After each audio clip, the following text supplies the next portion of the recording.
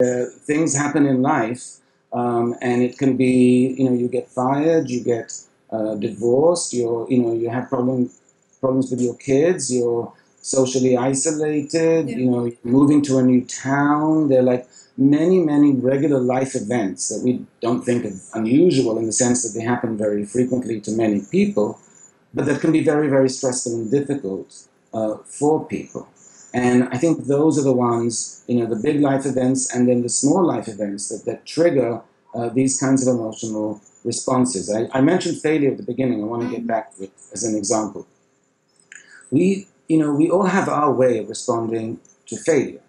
And we tend to respond the same way to all the failures. In other words, if our response to it is to go, if our first response when we fail is to feel like, oh wow, I can't do this is never going to work, and I want to give up, and maybe I'll think of doing something else, then that's going to be our response whenever we fail at something. And what's interesting is that if you start to notice that that's how you respond, you will start to notice it in the smallest things. If you failed at something, if you tried to do a new startup, or if you tried to start, a blog and no one was following you, and if you tried to do anything really, and you failed, to me, the most adaptive thing you can do is look at, okay, why did I fail? And not what's wrong with me, why did I fail, but what can be improved?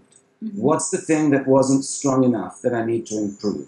So my blog wasn't successful because I didn't do enough outreach to other people. I didn't connect to other bloggers. The stories perhaps weren't interesting enough. Maybe they were too short. Maybe they were too long. Maybe they were too specific or too general.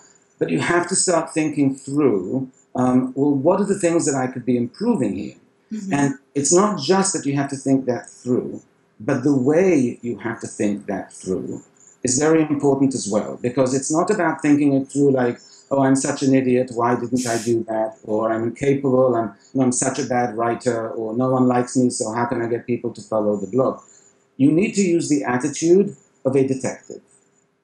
And a detective, what the detective does is he comes to the crime, he or she, they come to the crime scene, and they say, oh, here's blood, and there's a broken window, and there's a footprint.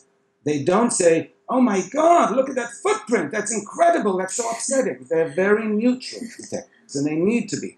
And so you need to have that same approach. You need to approach the quote unquote crime scene of the failure with a very neutral perspective of let me just figure it out. I actually don't need to blame anyone or be upset or be self-critical. I just need to figure out what I need to change for next.